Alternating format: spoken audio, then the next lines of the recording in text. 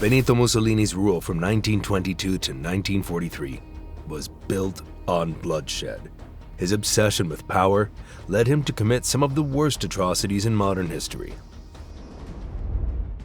One of Mussolini's most horrific crimes happened in Ethiopia. The invasion of Ethiopia was not just a war, it was an extermination campaign driven by Mussolini's desire to prove Italian superiority. Ethiopia, an independent African nation with a proud history, became the target of Mussolini's imperial ambitions. Italy had tried to conquer Ethiopia before. In 1896, during the Battle of Adwa, Ethiopian forces, led by Emperor Menelik II, delivered a crushing defeat to the Italians. More than 6,000 Italian soldiers were killed, and the rest fled in disgrace. It was a rare and historic moment. An African nation had successfully resisted European colonization. Italy's defeat humiliated them on the world stage. Mussolini, obsessed with avenging that loss, saw Ethiopia as a way to restore Italy's pride. He wanted to prove that his fascist regime was powerful and capable of expanding Italy's empire. In October 1935, he launched a full-scale invasion. Mussolini's invasion force was massive.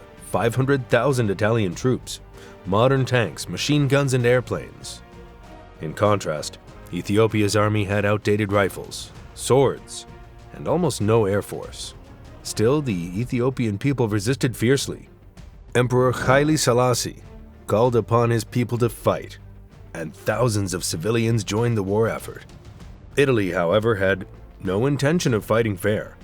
Within weeks, Italian forces started using mustard gas, an illegal chemical weapon that burns the skin, blinds its victims, and causes a slow, agonizing death.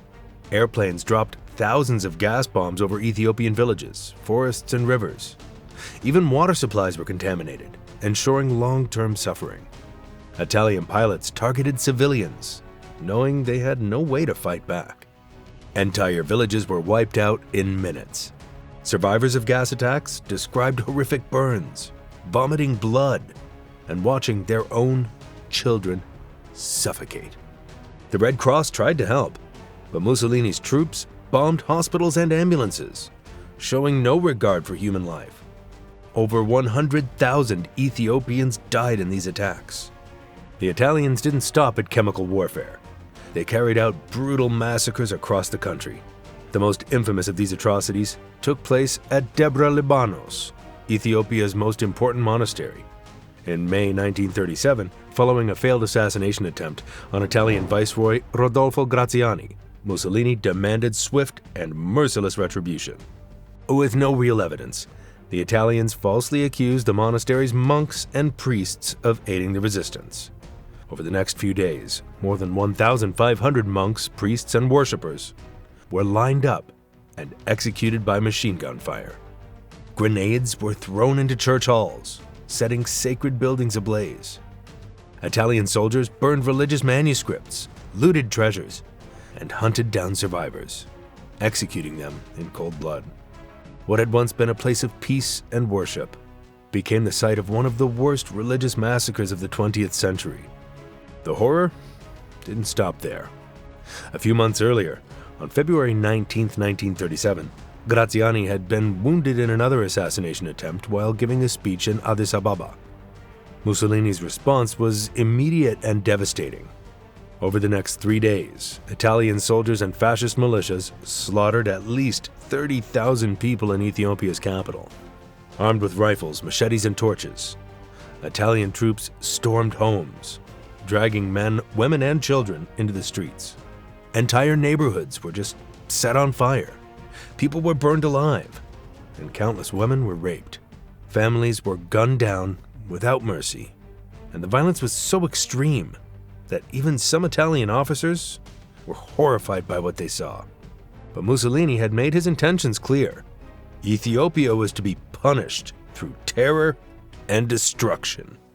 By the time the bloodshed ended, Addis Ababa had been left in ruins, its streets filled with bodies. For those who weren't killed, life under Italian rule was a nightmare. Mussolini's regime set up concentration camps where thousands of Ethiopians were imprisoned. These camps, such as Danane and Nakra, were known for forced labor, starvation, and disease. Many prisoners were put to work on massive infrastructure projects, such as roads and railways, while being beaten and underfed. If they resisted, they were tortured or executed. Some camps had mortality rates of over 50% due to disease and malnutrition.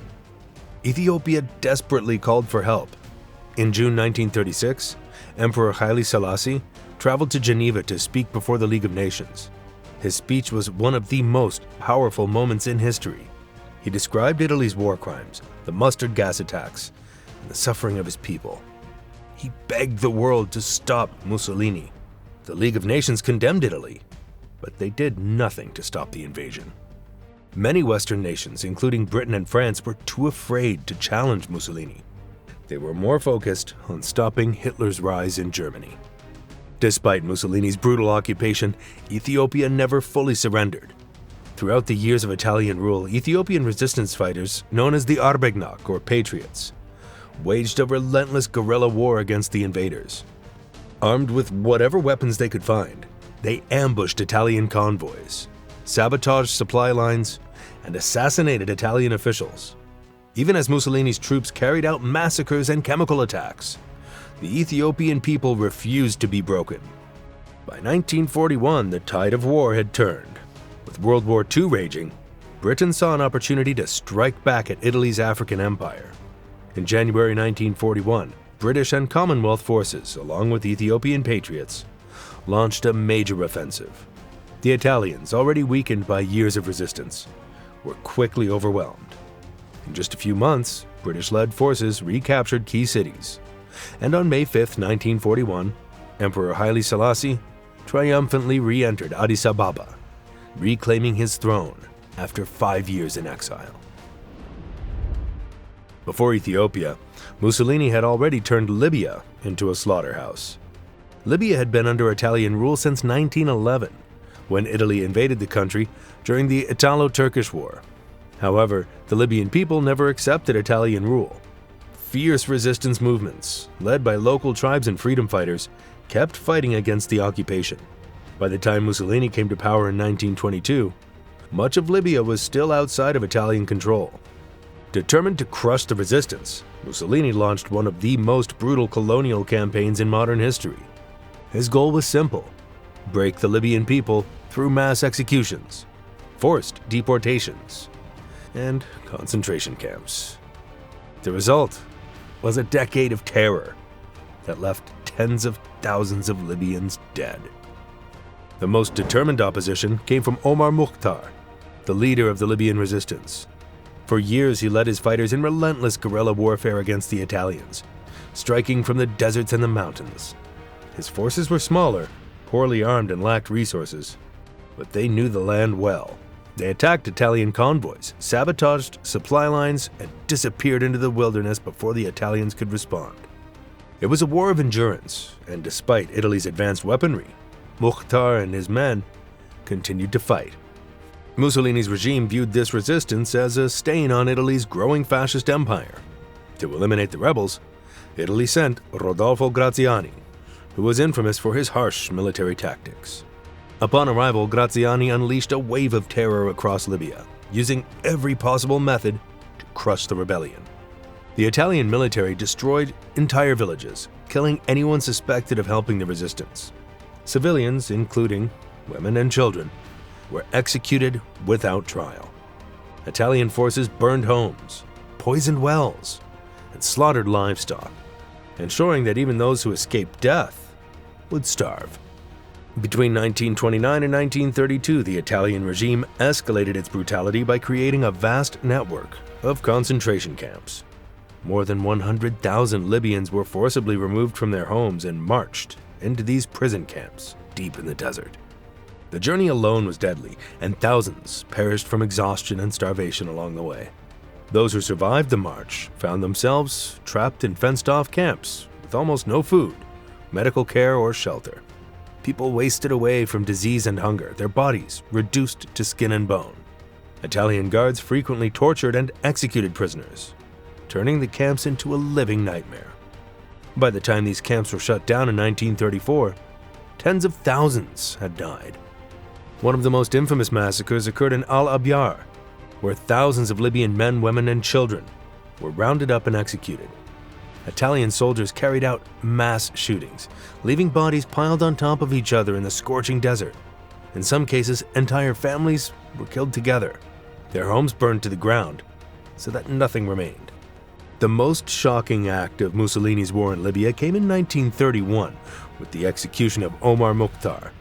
After years of battle, the Italians finally captured Mukhtar in September 1931. At the time, he was over 70 years old, a frail but defiant leader who refused to beg for mercy. Mussolini ordered his immediate execution.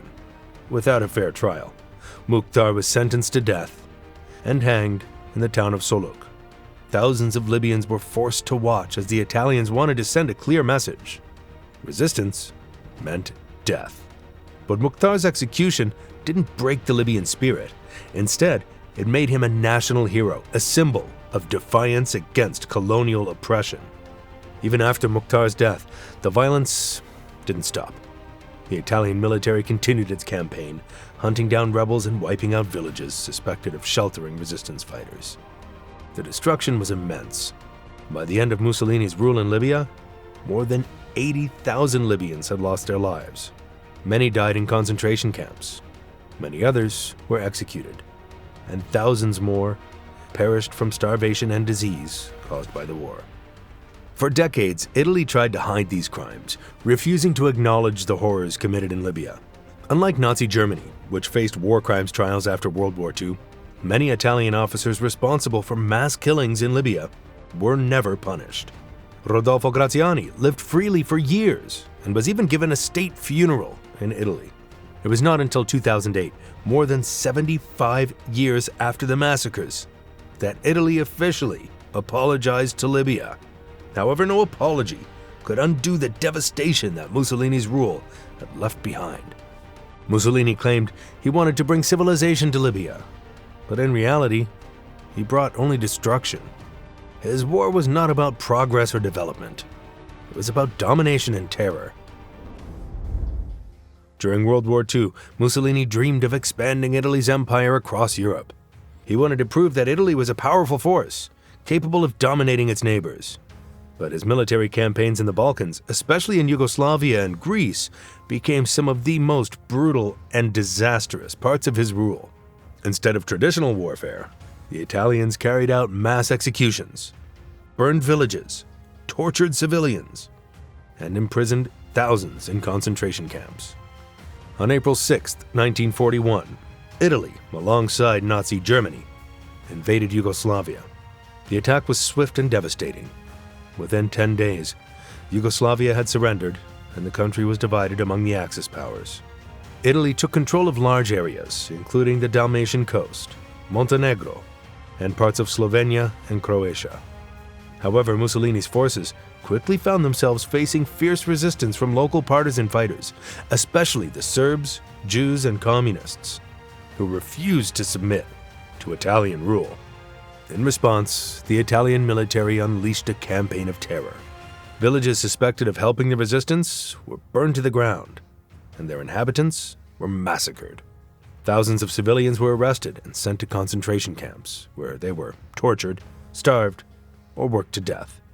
Italian troops carried out systematic executions, killing entire families. One of the most notorious places of suffering was the Rab concentration camp, located on the Croatian island of Rab. Established in July 1942, this camp was run by Italian forces and was filled with Serb, Jewish, and Roma prisoners. Conditions were horrific. Prisoners were crammed into overcrowded barracks, given almost no food, and forced to work under brutal conditions. Beatings and executions were routine. By the time the camp was liberated, at least 15,000 people had died in Italian concentration camps across Yugoslavia. Many of them perished from starvation, disease, or outright murder. Mussolini's forces also occupied Greece in April 1941, after a disastrous failed invasion in 1940. Though Germany had to step in to defeat the Greeks, Italy took control of large parts of the country. The occupation quickly turned into another bloodbath. Italian soldiers treated Greek civilians with extreme cruelty. seeing them as an inferior people who needed to be crushed. Entire villages were looted, women were raped, and those suspected of helping the Greek resistance were executed without trial. Thousands of Greek men were rounded up and sent to forced labor camps, while others were thrown into Italian-run prisons, where they were starved and tortured. Italian forces also carried out reprisals, meaning that if a single Italian soldier was attacked, dozens of Greek civilians would be slaughtered in response. This policy led to mass killings across occupied Greece. One of the worst atrocities occurred on the island of Kefalonia in September 1943. At that time, Italy had already surrendered to the Allies, but German and Italian troops were still stationed in Greece. The Italian Acqui Division consisted of more than 12,000 soldiers, was given an order by the Germans to surrender and join the Nazi forces. Many Italian soldiers refused to fight for Hitler, and in response, the Germans, with help from some Italian officers loyal to Mussolini, decided to eliminate them. Over the course of a week, more than 5,000 Italian soldiers were executed in one of the worst massacres of World War II. They were lined up, shot, and dumped into mass graves. Some were thrown into the sea, while others were executed at close range with machine guns. Survivors were hunted down and killed in cold blood. This event became one of the most shocking betrayals of the war, showing how Mussolini's alliance with Hitler led to the deaths of his own soldiers. By the time Italy lost control of Yugoslavia and Greece in 1943, damage had already been done. More than 20,000 civilians had been executed. Tens of thousands more had died in concentration camps, and entire villages had been wiped off the map.